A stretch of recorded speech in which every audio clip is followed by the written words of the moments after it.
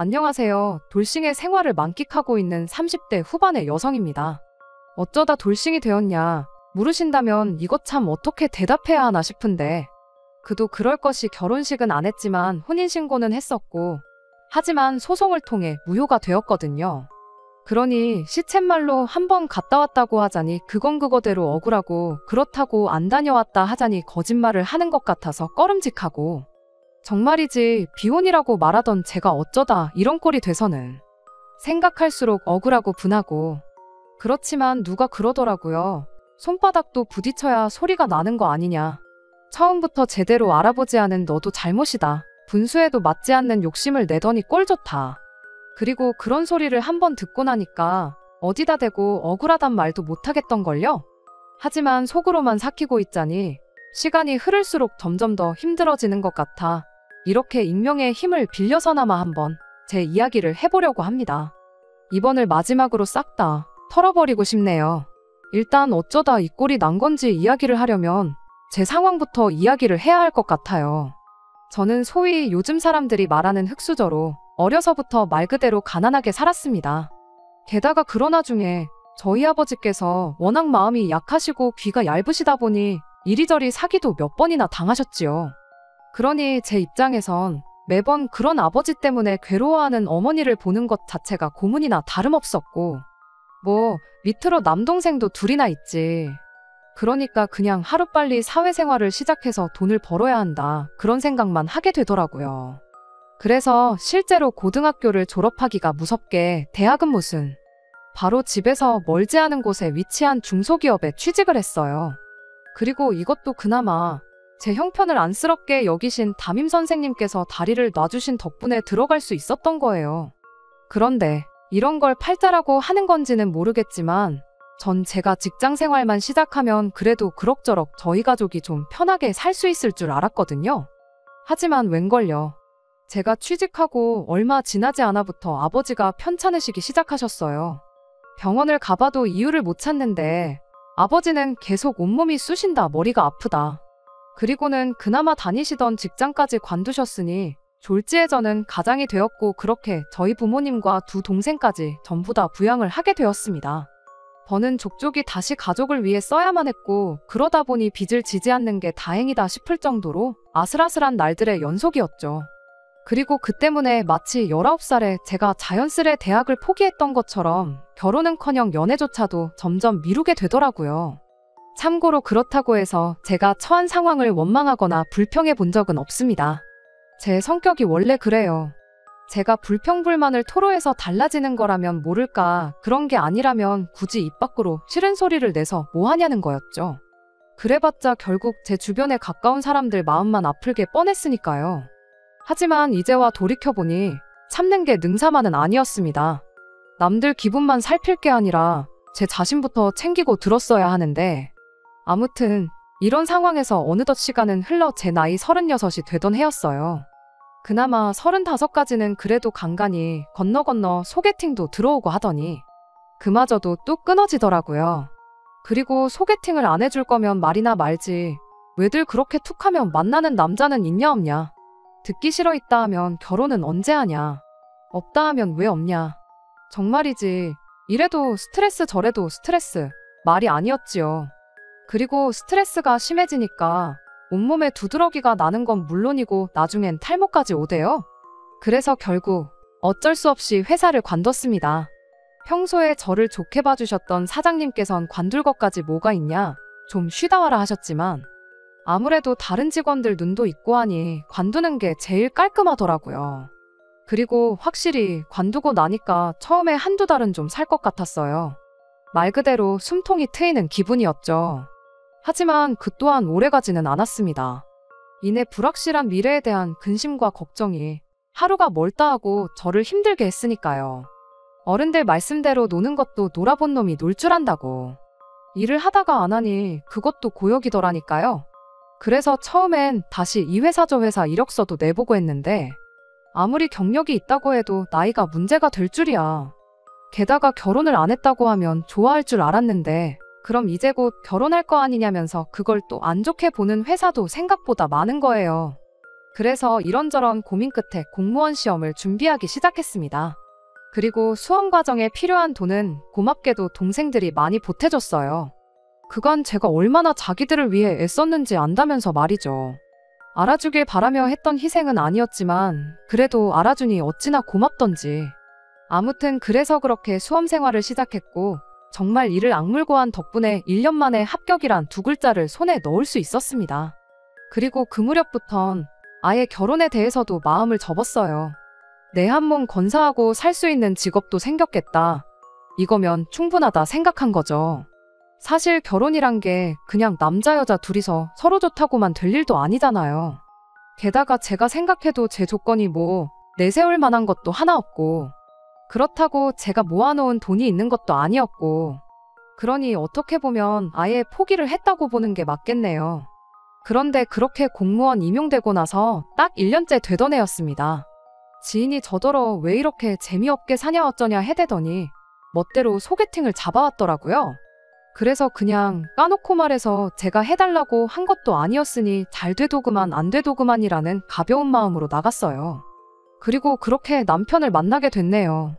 제 앞에서 스스로 소개하기를 자기가 원래는 일 중독자였다. 그래서 연애고 뭐고 한눈 팔 틈이 없었다. 그런데 이제 뭐 운명의 상대를 만나고 싶다.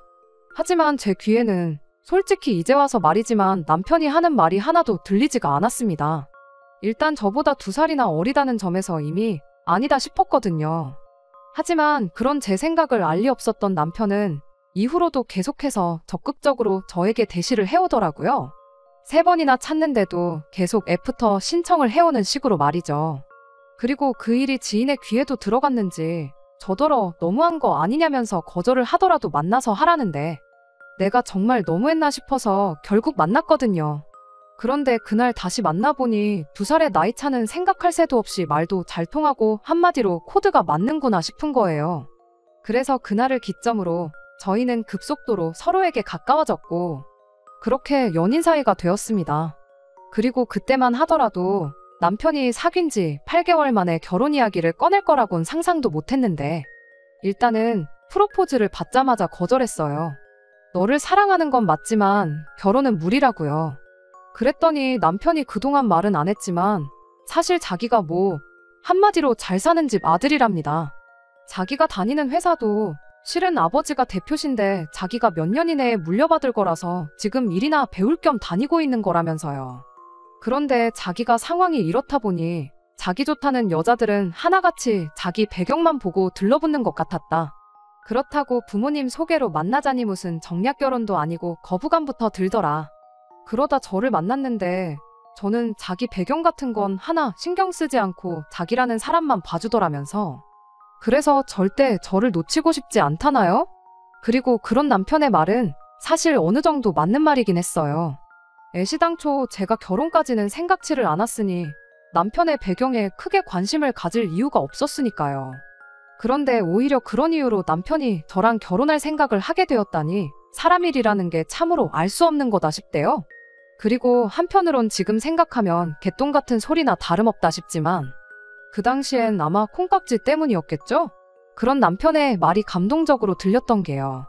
그래서 결국 남편의 프로포즈를 받아들였습니다.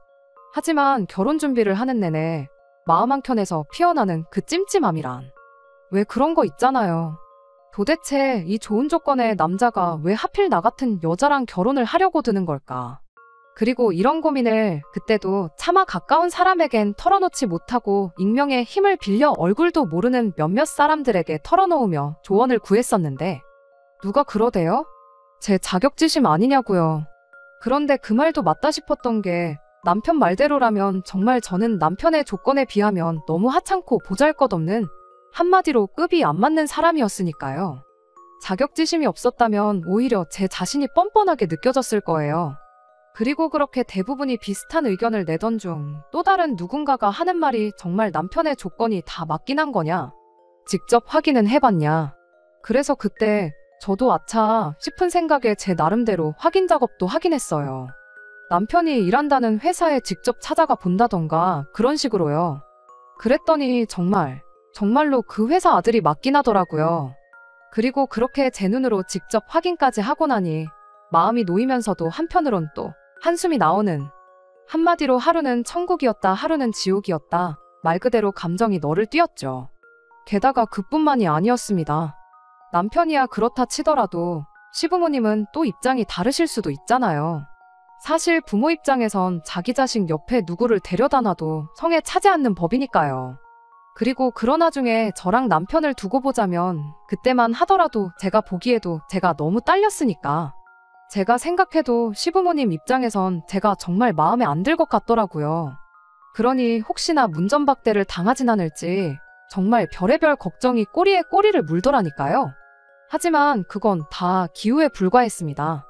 처음 시부모님 댁에 인사를 드리러 갔던 날부터 상견례 자리에서까지 아무리 남편이 저에 대해서 어느 정도 부모님께 귀띔을 해드렸다곤 해도 사실 이것저것 물어보실 수도 있으셨을 텐데 제가 난처할 법한 질문은 아예 하질 않으셨어요.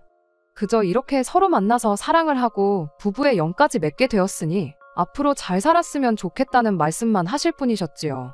게다가 혼수고모고 아무것도 해오지 말라고 대신에 친정 부모님하고 여행이라도 한번 다녀와라 하시는데 이런 시부모님도 세상에 있구나 싶은 게 이게 다 무슨 일인가 싶더라니까요. 그리고 이런 상황을 알게 되신 저희 부모님은 못난 당신들 때문에 제가 여지껏 고생만 하고 산 게 마음에 걸렸는데 지금이라도 좋은 남편의 좋은 시부모를 만나게 되어서 정말 다행이라고 어찌나 눈물을 흘리시던지. 정말이지 남편과의 결혼이 저나 저희 가족에게는 큰 축복이나 다름없었죠. 하지만 지금 듣고 계시다시피 이렇게 됐네요. 그리고 만약 누군가가 이게 다 제가 분수를 생각하지 못하고 욕심을 부려서 그런 거 아니냐고 한다면 저는 작정하고 속이려 드는 사기꾼을 무슨 수로 피해야 하냐고 오히려 되묻고 싶은 심정입니다. 아무튼 지금도 생각하면 한숨부터 나오는데 상견례가 끝나고 얼마 지나지 않았을 무렵이었어요. 원래는 상견례를 기준으로 2-3달 안에는 식을 올리기로 얘기가 되어 있었는데 어째서인지 이런저런 이유로 구체적인 날짜가 정해지질 않는 거예요. 그리고 저는 그게 좀 불만이었는데 저희 부모님께선 이미 그쪽에서도 한두 가지 양보한 게 아니니 너무 재촉하지 말라며 오히려 저를 말리실 뿐이셨습니다. 그래서 잠자코 기다리고 있었는데 하루는 남자친구가 대뜸 약혼식 얘기를 꺼내더라고요. 시부모님께서 용하다는 철학원에서 정말 좋은 길이를 받아다 주시려다 보니 이렇게 시간이 걸린다면서 그게 미안해서 일단 약혼식이라도 하라고 하셨다면서 말이죠. 그리고 저는 그런 남편의 말에 괜찮다고 했습니다. 가뜩이나 제가 해가는 것도 없는 마당에 약혼식이라니. 막말로 제가 그럼 약혼식은 내가 부담할게 할 수 있는 상황도 아니었고 그렇다고 남편이나 시부모님께 약혼식 비용까지 부담케 하는 것도 말이 안 된다 싶었으니까요. 하지만 남편의 고집은 보통이 아니었습니다. 다 해주실 만한 능력이 되니까 그런 말씀도 꺼내신 게 아니겠냐면서 저더러 너무 부담 갖지 말라면서요. 그래서 결국 양쪽 집안에 가까운 친인척 대략 10명 남짓 정도만을 초대하여 조촐하게 약혼식을 했어요. 저희 쪽에선 요즘 세상에 누가 약혼식을 하냐고 그거 참 의아하단 반응도 있었지만 그거야 말 그대로 요즘 세상에 잘 안 하는 일이니 그런 얘기가 나오는 거라고 생각했을 뿐 크게 의미를 두진 않았네요. 그런데 약혼식이 끝나기가 무섭게 시부모님은 혼인신고도 서둘러 할 것을 종용하셨습니다. 말씀으로는 신혼집을 사주려고 하는데 명의랑 세금 때문에 그렇다면서요. 그리고 저는 욕하셔도 어쩔 수 없지만 계속해서 명의를 운운하시길래 혼인신고를 하고 나면 공동명의로 해주시려고 저러시나 하는 생각도 좀 들더라고요. 그런 게 아니라면 솔직히 혼인신고를 하면 일만 더 복잡해지는 거 아닌가 싶었으니까요. 하지만 시부모님은 계속해서 당신들이 다 알아서 할 거니까 저는 신경 쓸 거 없단 식으로 나오셨고 그래서 결국 자의반 타의반으로 혼인신고까지 했네요. 그런데 집을 사준의 명의가 어떻네 하실 때는 언제고 정작 해주신 집은 서울에 있는 작은 빌라 그것도 자가가 아니라 전세였습니다. 말씀으로는 회사 사정으로 갑자기 자금이 묶였다는데 막말로 그거야 제가 확인할 수도 없는 부분이었고 그저 하루가 멀다 하고 혼인신고 타령을 하시던 분들이 하루아침에 태도를 달리하시니 그 부분에 있어서 좀 실망이 컸죠. 하지만 동시에 저는 사람들이 하는 말처럼 정말 빈손으로 시집 온 상황이었기에 제 목소리를 낼 수가 없었거든요. 그러니 그냥 어쩔 수 없지 생각하곤 불평불만 그 어떤 한마디도 입 밖으로 내지 않았습니다. 때가 되면 어련히 알아서 해주시겠지 생각하면서요. 그리고 여기까지 들으셨으면 그럼 뭐 집 때문도 아니고 도대체 뭐 때문에 남편이랑 이 꼴이 난 거냐 하실 텐데, 제가 남편과 그냥 이혼도 아닌 혼인무효 소송까지 하게 된 이유는 바로 아이 때문이었습니다. 시부모님이 전셋집을 구해주시고 얼마 지나지 않아 결혼식 날짜도 받아오셨어요. 그리고 그 무렵 이제 저희 친정 부모님이 아버지 건강 문제도 있고 하여 도심에서 좀 떨어진 지역으로 이사를 가시게 되었거든요. 그랬더니 어머님이 잘 됐다면서 이참에 저희더러 살림을 합칠하시대요. 어차피 이미 혼인신고도 되어 있고 얼마 안가 결혼식도 올릴 건데 그깟 살림 좀 한두 달 일찍 합친다고 흉될 거 하나 없다시면서 말이죠. 그리고 그땐 어머님의 그런 말씀이 어느 정도 일리가 있다 싶었습니다. 실제로 생각보다 이른 시기에 친정 부모님이 이사를 계획하시게 되면서 저도 나름대로 고민이었거든요. 결혼식 전까지 그거 몇 달 살자고 집을 구해야 하나 싶기도 했고. 그래서 결국 어머님 말씀대로 남편과 살림을 합쳤습니다. 그리고 처음 며칠 동안은 정말 즐거웠어요. 사람들이 말하는 신혼의 재미가 이런 건가 싶을 정도로 남편이랑 눈만 마주쳐도 웃음이 절로 나오고 먹지 않아도 배가 부른 것 같았죠. 하지만 이 행복은 오래가지 않았어요.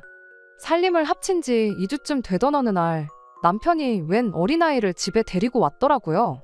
그리고 저는 당시만 하더라도 약혼식에서 본 남편의 친인척을 제외하곤 아는 사람이 거의 없었거든요. 그래서 남편에게 누구냐고 물으니 자기 사촌 누나네 아이랍니다. 그런데 사촌 누나가 여행을 가서 자기가 며칠 동안 봐주기로 했다나요? 본 적 없는 사촌 누나의 아이를 그것도 며칠씩이나 봐주기로 했다니. 그것도 저랑 상의 한마디도 없이. 좀 황당하기도 하고 한편으론 기가 막히더군요. 하지만 이미 데리고 온 아이를 어쩌겠어요. 남편더러 기왕 데려왔으니 잘 챙겨주라 했지요. 나중에 사촌 시누입에서 서운한 소리라도 나오면 서로 껄끄러우니까 그런 말 안 나오게 신경 써주라고요. 그리고 뭐 솔직히 저는 더 이상 그쪽엔 신경 쓰지 않았습니다. 당장 저는 제 일로도 정신없이 바쁜 때였으니까요. 그런데 며칠만 봐준다더니 어느새 2주를 넘어갔고 시부모님은 저에게 황당한 요구를 해오셨습니다. 사촌 신우한테 일이 생겨서 앞으로도 2달은 더 봐줘야 할 것 같다 하시더니 이참에 저더러 공무원을 관둘하셨거든요. 전 진짜 제가 뭘 잘못 들은 줄 알았어요. 그래서 그게 지금 무슨 말씀이시냐고 되물었더니 남편도 저도 너무 바쁘니까 애가 정 붙일 데가 없지 않냐면서 불쌍하지도 않냐시대요.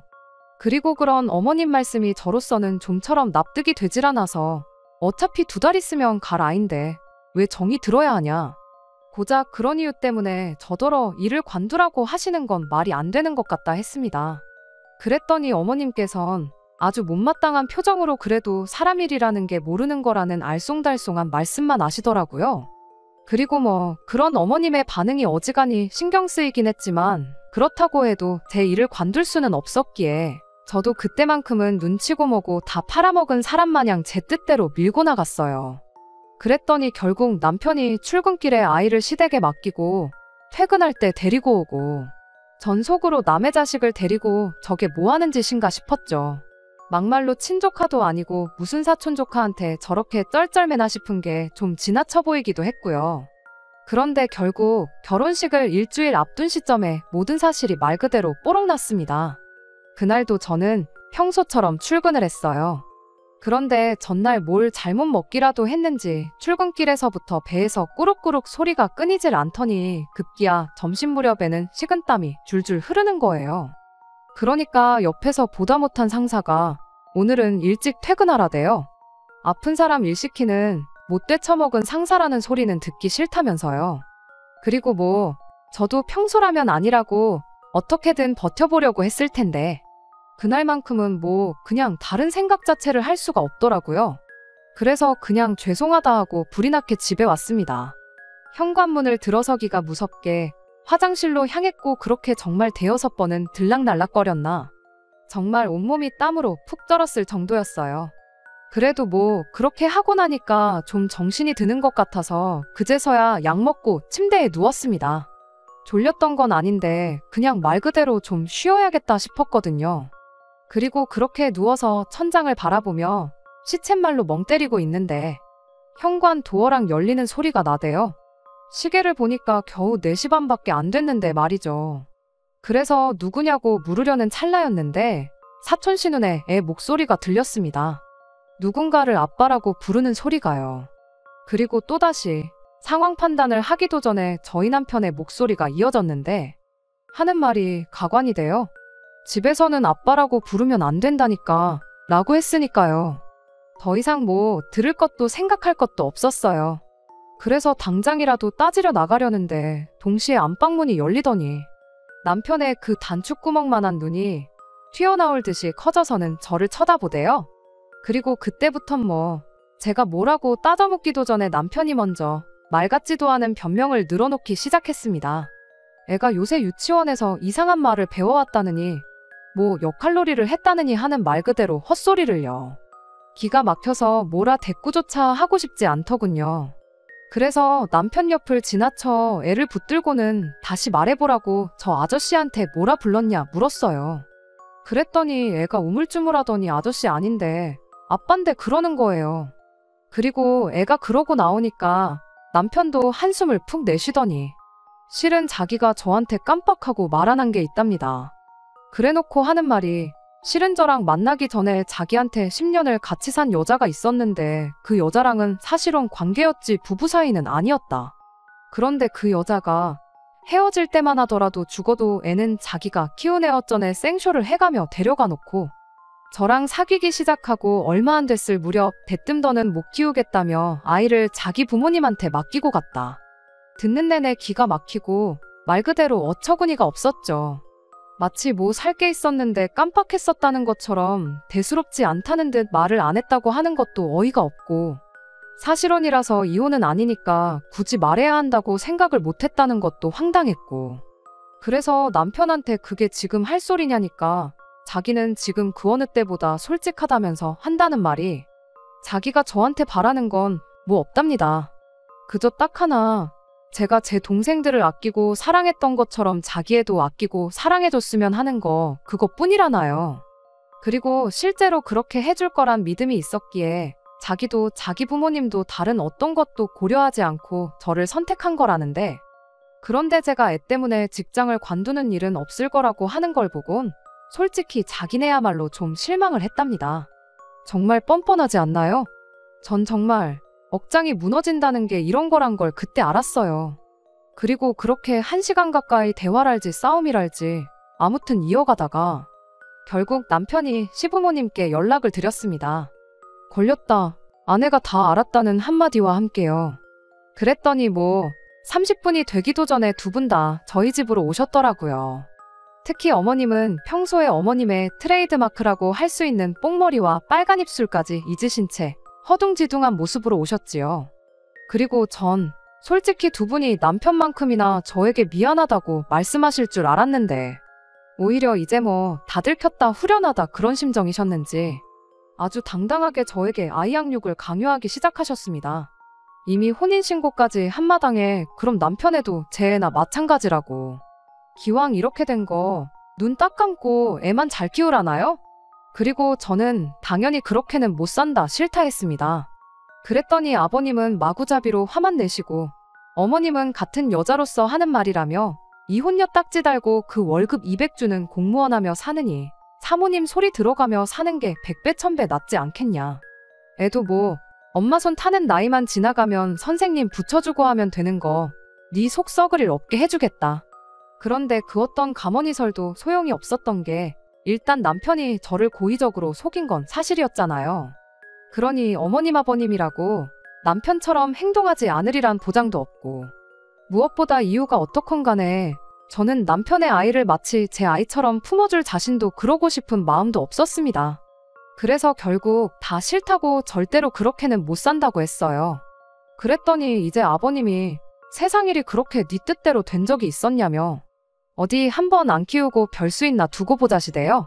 정말 서럽고 억울하고 분한 마음에 눈물만 줄줄 흘렀습니다.